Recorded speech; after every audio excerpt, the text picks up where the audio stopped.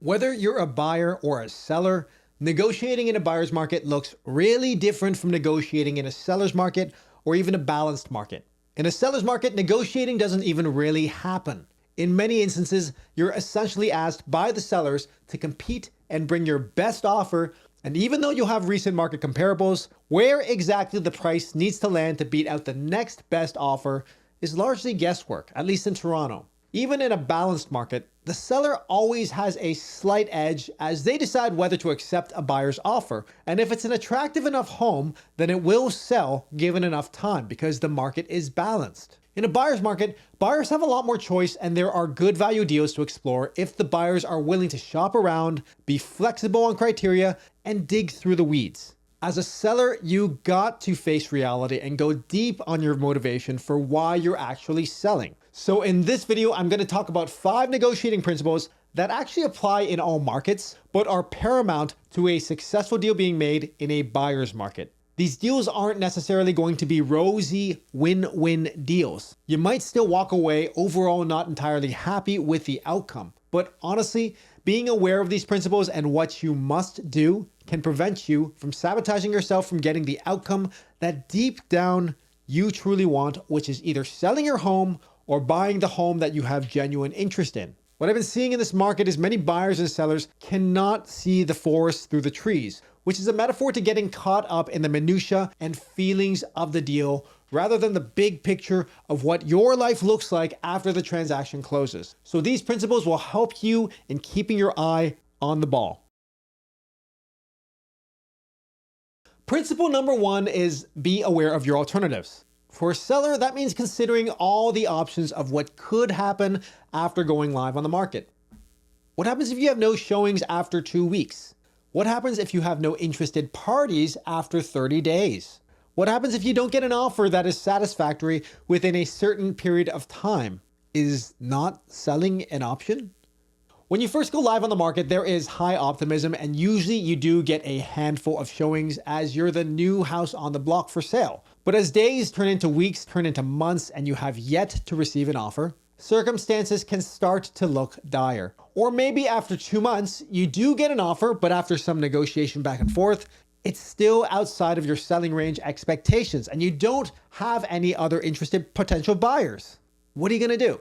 What are your options? Can you afford to wait out the market? What if market conditions continue to deteriorate over the next 12 months? Can you wait longer than a year? What is your driving need to sell? Well, many sellers don't think about this until they're experiencing it in real time and they're clouded by the stress and anxiety of the sale. Being aware of your alternative options, or in negotiating terms, we call it BATNA, the best alternative to negotiated agreement, gives great clarity on what steps you should take and how you should proceed. For example, if after much consideration, not selling by the end of this year is not really an option for you, meaning you need to sell before the close of the year and we're nearing the end of this real estate season, you may realize that the offer on the table is your best opportunity to sell.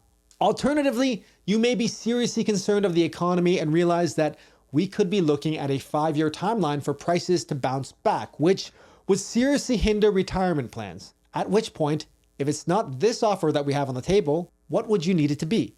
Has the market yielded that range? If not, you will have to find a way to accept the range the market has yielded. For a buyer, your alternatives are the other homes on the market that are available that match your criteria or to wait longer. If one seller isn't willing to accept your price, are the other options willing to play ball? In a buyer's market, there certainly is more inventory, which should mean more options. But say for instance, you're seeking a specific type of property that backs onto a ravine and has a basement walkout and is within walking distance to a specific school. And there is only one side of one street that matches that criteria, and homes there rarely come up for sale.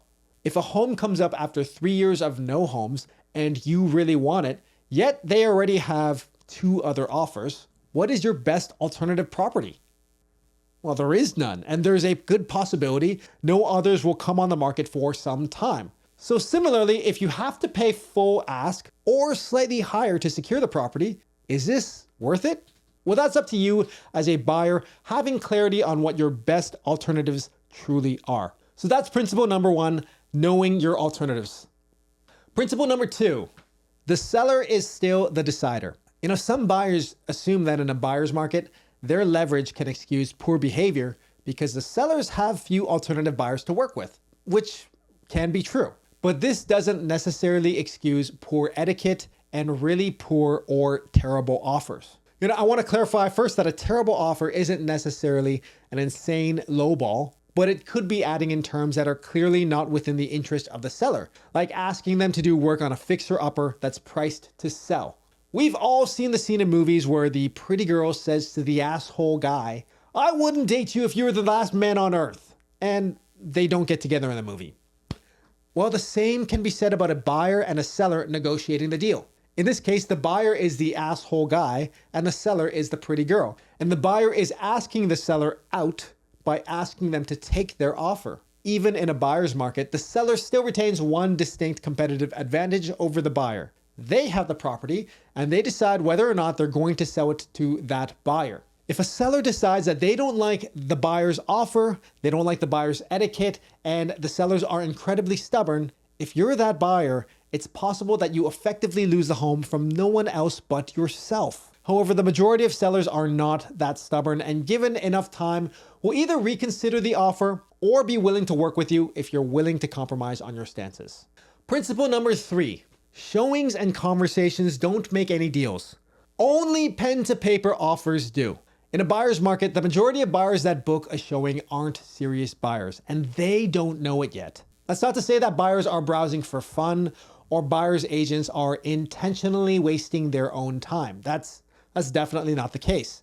But there's an abundance of buyers dipping their toes in the market with the thought that they'll buy a home if they find a good deal on a house that they like. In theory, that makes sense, but in practice, it results in a market chock full of tire kickers. I've spent more time than I'm proud of this past spring market showing homes and exploring options with dozens of potential buyers, seeing if it makes sense to buy now. This also led to many chats with listing agents asking about flexibility in pricing of the homes, and honestly, with nearly every one of the buyers, timing or life circumstances weren't right. Unfortunately, this is a necessary challenge in a buyer's market that you have to spin some wheels. But at the end of the day, if you're a seller looking at the number of showings that you got and thinking that an offer is imminent, or your listing agent is telling you that he or she is having some great conversations, you may be in for a wait. Similarly, if you're a buyer, you can have your realtor engage with the listing agent to see if there's flexibility in pricing, but the majority of conversations, at least with experienced listing agents, will end with a request to put something on paper and see if a deal can be sorted out through legitimate means. This quickly weeds out the real buyers from the tire kickers because at the end of the day, many buyers won't put pen to paper. And so the only offers that are real are signed offers. Everything else is just noise. Principle number 4, momentum can change quickly and swing the market.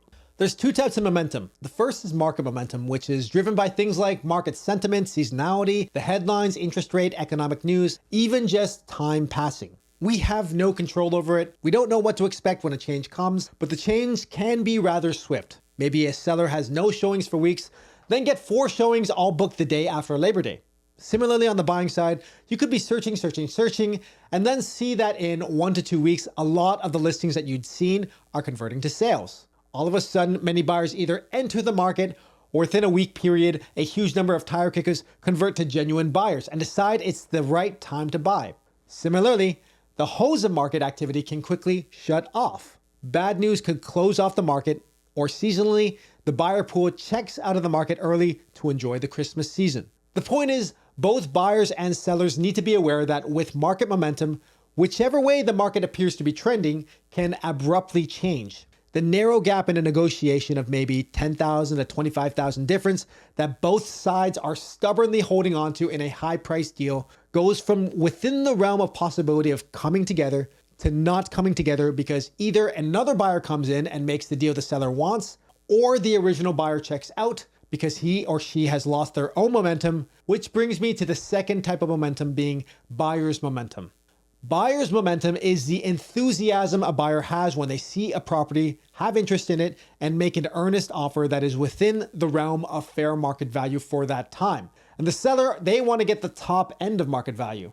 The seller makes a counteroffer, the buyer doesn't meet them, and the seller allows it to go multiple days before reaching out and maybe readjusting expectations. The buyer can lose momentum over those multiple days. Maybe they reassess the property, the market, or their situation, and while a deal probably could have been made just a couple days prior, they've now lost the buyer completely. Truthfully, if you're a buyer and you have very strong interest in a property, you can use a seller's fear of losing momentum to your advantage by waiting out a seller. But this is only effective for a property that you have confidence you will not lose in those days.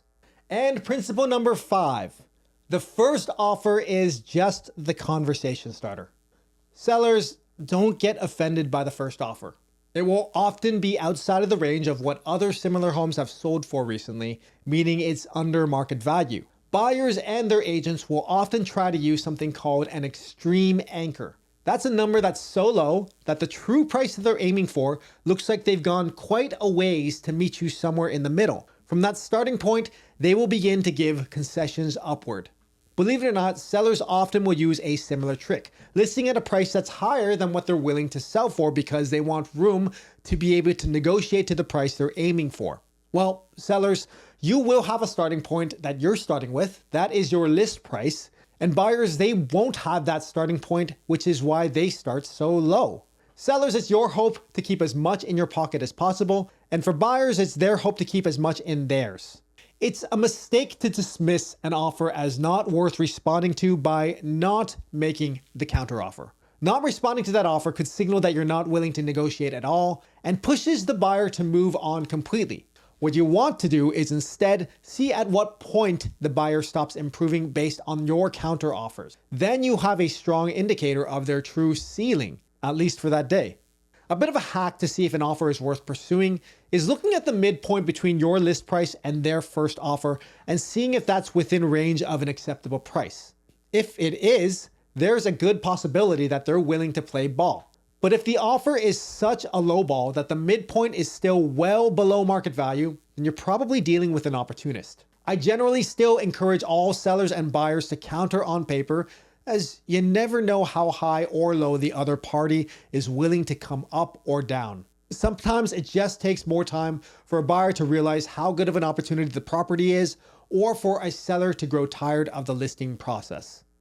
So these are my 5 principles of negotiating in a buyer's market. This isn't an exhaustive list, but being aware of your alternatives, your leverage, how negotiations can play out, and how markets can swing will put you light years ahead in getting a deal done.